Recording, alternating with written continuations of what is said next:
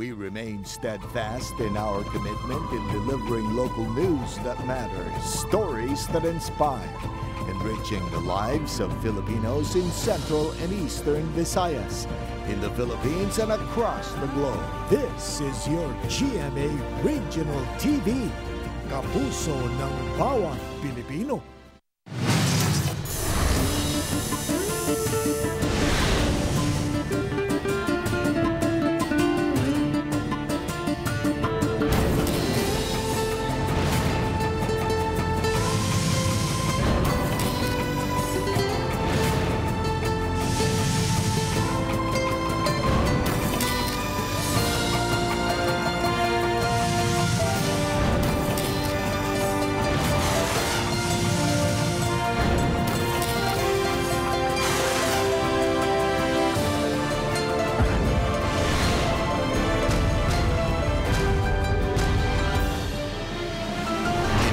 GMA Regional TV, Balitang Bisdak.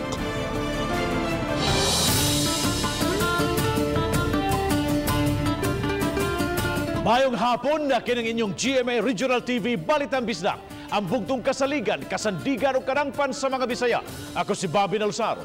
Nga maghatod sa labing dako mga nagunang balita nga mahinungdanon sa Central ug Eastern Visayas. Ako si Alan Domingo. Ako si Cecil Kibod Castro, live si GMA Complex sa Dakbayan sa Cebu.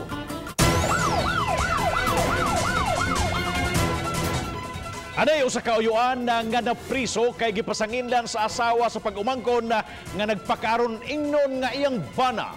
Midulog sa biktima, mihikap sa pribadong bahin sa lawa sa biktima ug hapit yun mahitabo ang pagpakikhilawas.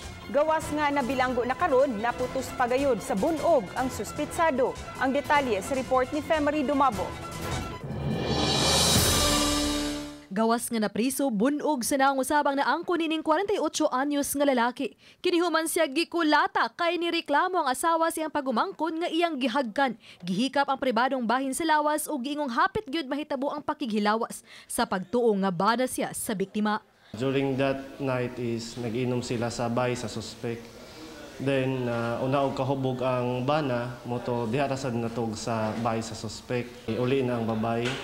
Warasan niya gilak ang pultan kay ningon man ang iyang bana nga mosunod ulit. Alas 3 di sud na ang suspect. Waras siya kay bong di dito iyang bana na maong pa sa suga unya ni tapad niya og didto. Apan gihima ka kinitanan sa suspitsado ug matud pa wa gani siya kaduol sa biktima. Ako gingadto siya, ako gisampit ako siya og gisampit nako. Nya 40 man niyang toga ako gisampit niya.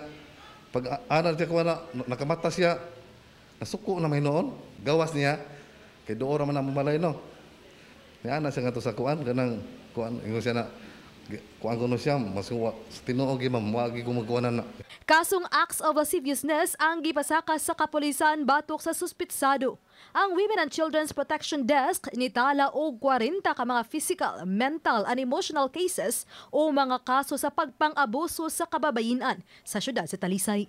Na-record kinining tuiga lang sukad Enero hangtod karon.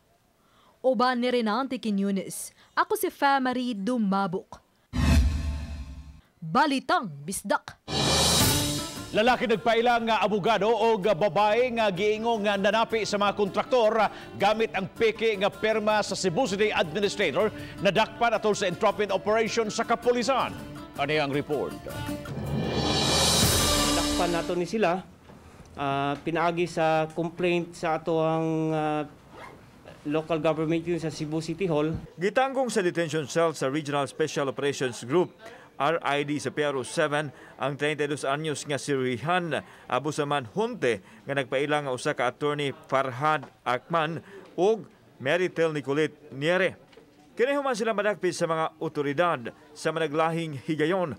Human nangayo og 3 million pesos gikan sa usa ka kontraktor din gigamit ang ngalan sa City Hall. Midangop si Attorney Floro Casas, Cebu City Administrator ngadto sa kapulisan, human gamita sa mga dinakpan ang usa ka undertaking pinirmahan sa nawahi.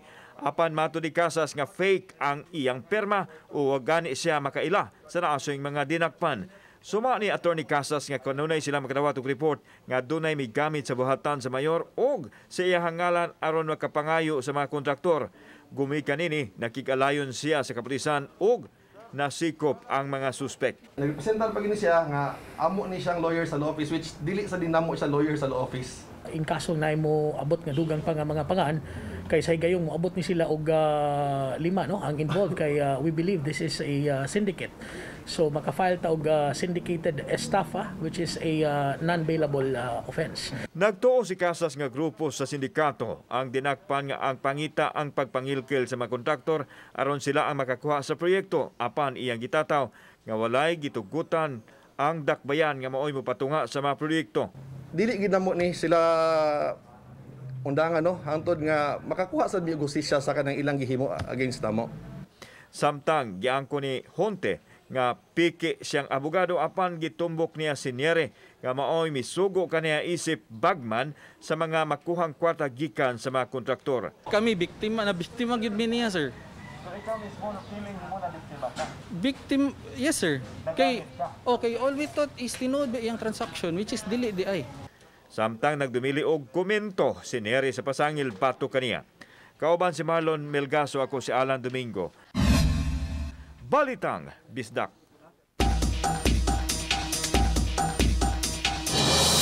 Aron mapangandaman ang pag-abot sa mga bakuna, Lapu-Lapu City may pahigayon ang simulation sa COVID-19 vaccination. Si Luan Merondina sa report. Sama sa actual vaccination day ang sitwasyon sa covered court sa Barangay Paho ganihang buntag. Nakapwesto ang tanang mga frontliners sa tagsa-tagsa nila ka mga tahas. Hitsas usab sa mga signages sa sulod o gawa sa covered court aron magiyahan ang mga magpabakuna sa proseso nga ilang subayon. Si Mayor Jonard Ahong Chan, ang patient number 1 ganiha, busa miagi una siya sa registration area. Human marehistro, gida siya sa counseling area diin may mga nurses nga gitahasan sa pagpasabot sa vaccine sa kamahinungdanon sa bakuna ug unsay mga side effects nga natural lang nga masinati. Sa screening area, mga doktor ang makighinabi sa vaccine aron masuta kung wala ba'y mga pre-existing nga sakit o kung mo qualify ba nga mabakunahan. Kung makapasar sa screening area, diretso na sa vaccination area diin may naka-assign usab nga mga vaccinators nga gibansay na sa paghandle sa Sinovac. Human mabakunahan, ibalhin ang pasyente sa post-vaccination area aron didto obserbahan sulod sa 30 minutos ngadto sa 1 ka oras kung wala ba'y nasinating adverse reaction sa bakuna. Matod sa taga City Health, gikinahanglang makuha ang 17 minutes gikan sa registration area, counseling area, screening area, ngadto na sa vaccination area aron makuha ang 75 ngadto sa 100 ka mga tawo nga mabakunahan matag adlaw. During the actual vaccination na gyud sa atong COVID-19, kita gyapon no, just to show to the uponganon na ang ato ang vaccine nga gigamit luwas siya. Sa maong simulation, gipakita usab ang kaandam sa dakbayan pagtubag kung may mga pasyenteng makasinati og adverse reaction sa bakuna o kung asang ospital kini dadon. Ang chief pathologist sa DOH-7, Dr. Mary Jean Loreche, kinsa consultant sa COVID-19 response and management sa dakbayan, mibutyag nga ang Lapu-Lapu City pa lang ang labing unang LGU nga nakapahigayon og simulation sa Rehiyon 7. This is how it should be. All LGUs should have a simulation. So we will be able to see the processes and then we will be able to allocate the time. And then from there, after the post-simulation, we will be able to know if there are things that needs to be improved upon. Uban ni Godfrey Rilien, Luan Merondina, Balitang Bisdak. Mga medical frontliners sa dakbayan sa Mandawi gisaaran sa Department of Health nga malakip sa ikaduhang hugna sa ipadalang bakuna batok sa COVID-19. Si Nico Sereno sa report. Sa kapin sa 7,000 ka mga bakuna batok COVID nga miabot sa Sugbo kaghapong adlaw, wala malakip ang mga medical frontliners sa dakbayan sa Mandawi. Hinuon, gipasaligan ang Vaccine Committee sa DOH-7 nga malakip ang mga medical frontliners sa syudad sa ikaduhang hugna sa ipadala nga bakuna. They sent us the memorandum nga kana siyang vaccine nga nangabot para sa Cebu is intended for the frontliners Vicente Soto. Gipahibaw ni Konsehal Ernie Manatad, ABC Federation President ug Chairman sa Vaccine Committee, padayon nilang gihikay ang mga gikinahanglan sa higayon nga mahatda na og bakuna ang syudad. And the preparations, including the logistics supplies, kinahanglan nga ma-ready na siya by the time inig-arrival, di na magkabuli-buli ang kuan. Samtang matod ni Attorney Giovanni Chanero, City Budget Officer, nga kuhaon ang ipalit sa gamit sa pagpabakuna sa 200 million pesos nga savings. Laing gipahibaw sab niya nga kuhaan sab ang gahin sa isweldo sa mga medical personnel nga mulangkob unya sa vaccination team sa 27 ka mga barangay sa Dakbayan. Ug unsay dapat amuhang i-supply sa LGU, as well as ang mga requirements as to manpower, kung pila ka possible contractual personnel nga atong i-hire unya. Sa pagkakaroon gihan ay pa sa Finance Committee ang kinatibuk-ang gastuhan sa pagpatuman na unya sa vaccination program sa syudad. I-finalize as regards sa costing o itandi sa available sources of funds na nato. Uban ni June Sulon, Nico Sireno, Balitang Bisdak.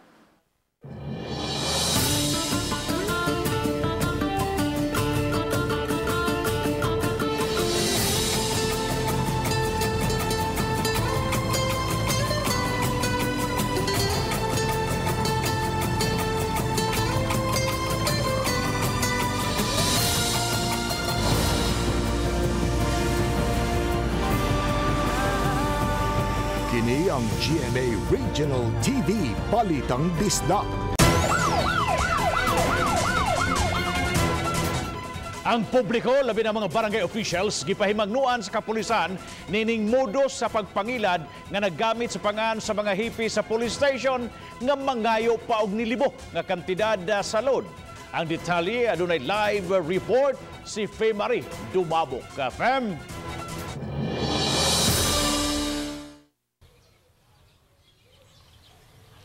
Yes, Bob, usa sa mga nagamit nga pangalan maong ila sa mga hepe sa lungsod sa Minglanilla ug sa Dakbayan sa Talisay.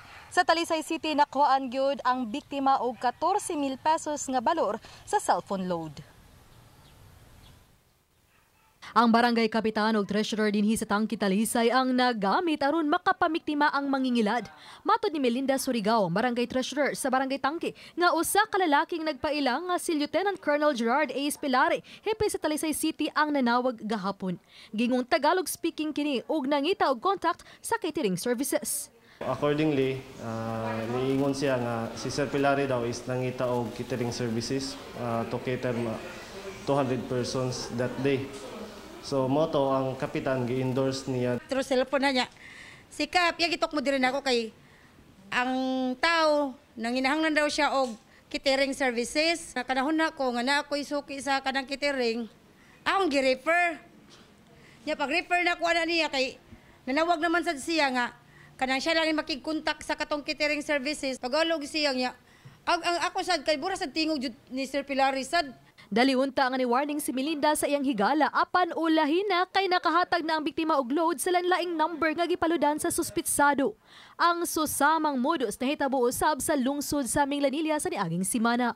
Gigamit usab ang pangalan sa hepe sa kapulisan nga si Police Major William Humok. Nunot niini ang Talisay Police o Minglanilla Police nagpost sa ilang social media page aron pag-awhag sa publiko nga dili dayon motuon ni bisan kinsa nga magpaila nga kaila nila ilabi na kun maghisgot kini og kwarta. Akuan man sila kay kanang Tagalog man ang akuan istorya ng Bisaya mao nako. Atong i-verify sa concern mo ang mga kapitan. Unang sila mga upat ka kapitan na nawag na ko oy. Wa ko magsugo na scam na ipalihog disseminate sa mga kapitanes. We have the hotline, ma'am, so we can they can verify nga kung tinuod ba or dili. So di lang magdali-dali sa transaction na.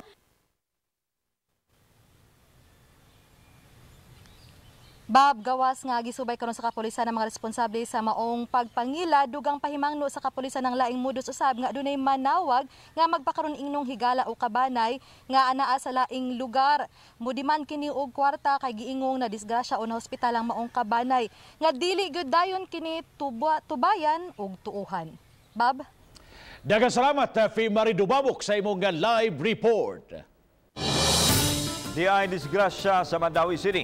Usa ka balay apektado sa natikwa nga trailer truck o 40-footer container van. Alas 12:30 ganina udto kini nahitabo sa gamay kalsada tapad sa Universidad sa Luok, Mandawi City. Samtang isubay sa kalsada, giingong nabulasot sa libaong ang ligid sa truck. Hinungdan nga kini mitakilid og dayong dahirig sa container van ngadto sa usa ka panimay. May na lang nga walay tao sa balay niadtong higayuna. Karga sa container van ang supply nga wet tissue.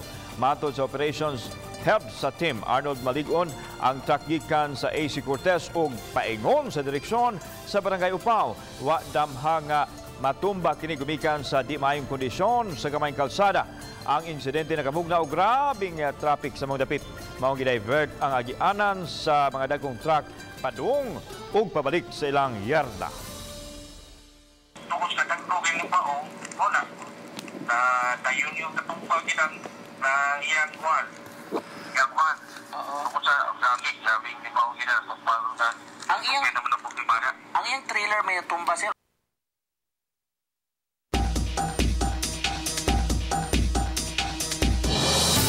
Ipahigayon na ugmang adlawa ang pagpamakuna batok COVID-19 gamit ang Sinovac. Diin unang mabakunahan ang mga health workers sa Vicente Soto Memorial Medical Center. Ania ang report.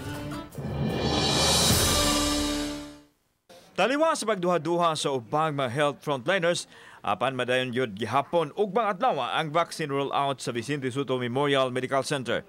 Unang tusukan ang Chief of Hospital sa Tambalanan nga si Dr. Gerardo Aquino. 7,200 doses ang giandam nga ana karon sa storage facility o 2,900 ang gitagana sa mga health frontliners sa hospital.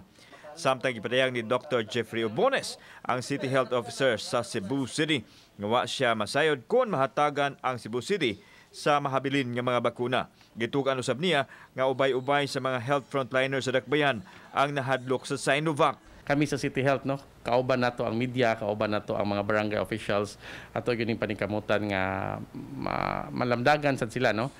Si Mary Jessa Vergara, nutritionist sa City Health, dili magpabakuna kay dili kuno mosugot ang iyang mga ginikanan. Samtang kining ubang mga staff nga maoitig atiman sa mga tao nga dunay transaksyon sa City Health, undecided pa usab. Kung ako lang pangutanon, go jud ko. Ang ako lang is ang akong parents, ang dili masugot. Sila jud ang moingon ako nga ayaw ana kay tungod sa previous food nila nga kanang mga nabaw-an ato sa dengbak siya before. Tungod sa among natunggan nga na siya mga side effect gid ba? Ika kuan. Una magduha sad mi mo mahadlok sad mi. Samtang ang uban uyon sa bakuna mihangop kay panahon na kuno nga mapanalipda na ang ilang lawas batok sa COVID-19. If given a chance nga kaning kuan, magpabakuna jud ko. Kuna oy. Aron mga safety, aron mga nanay kadepensa in kaso na tubangan kita may tubang sa mga tao lain mo anay dire. Samtang gawa sa mga gym, aduna nay mga pribadong tunghaan ang ipadayag nga andam magpagamit silang pasilidad isip vaccination site. Kauban si Marlon Milgaso, ako si Alan Domingo. Balitang Bisdak.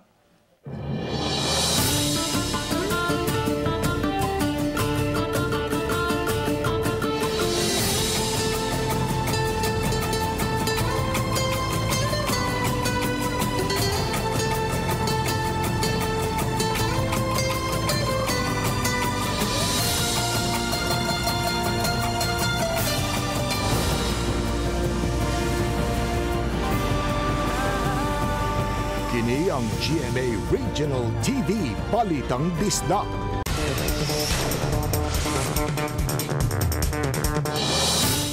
May kunhor kaso sa dengue di Central Visayas, itandi sa susamang panahon niadtong miaging tuig. Unsay hinungdan na sayra nato pinaginaning maong report. 94.3% ang pagkunhod sa dengue cases sa Central Visayas sukad sa Enero 1 hangtod sa Pebrero nining tuiga. Gani aduna lay dengue cases nga 141 sugod sa Enero 1 hangtod sa Pebrero 13.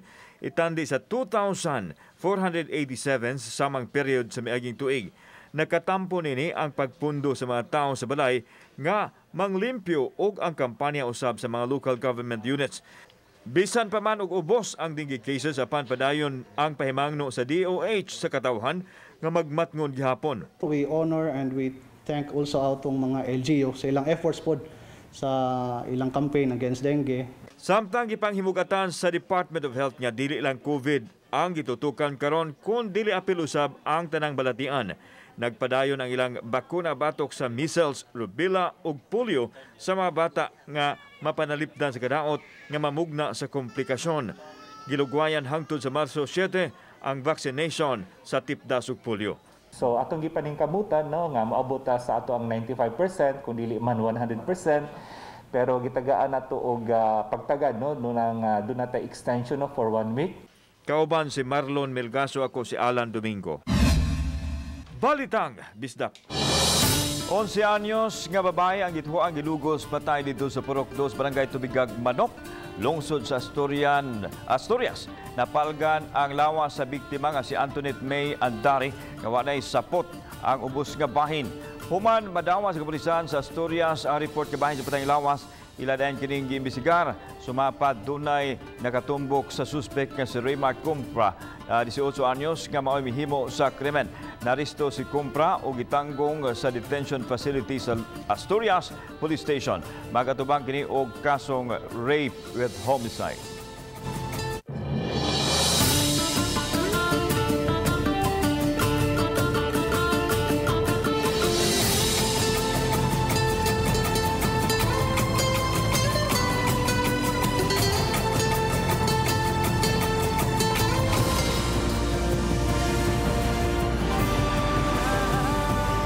Kini ang GMA Regional TV Balitang Bisdak.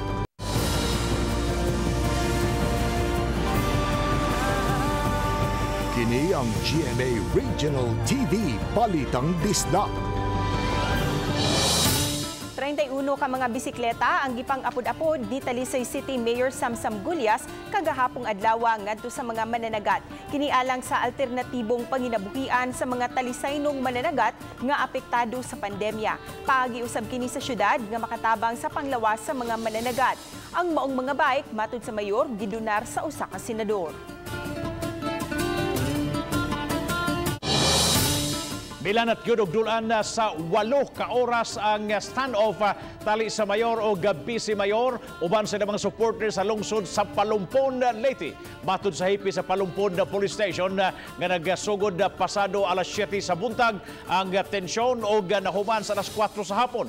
Ang standoff may kalambigitan sa wa paghatag og business permit sa mayor ngadto sa poultry farm sa vice mayor. Hinuon wa ra mo sangko sa daotang panghitabo ang maong tensyon. Dugang sa pulis gikan sa Provincial Police Office ang mipatunga sa maong standoff hangtod nga nagkasabot ang duha ka kampo.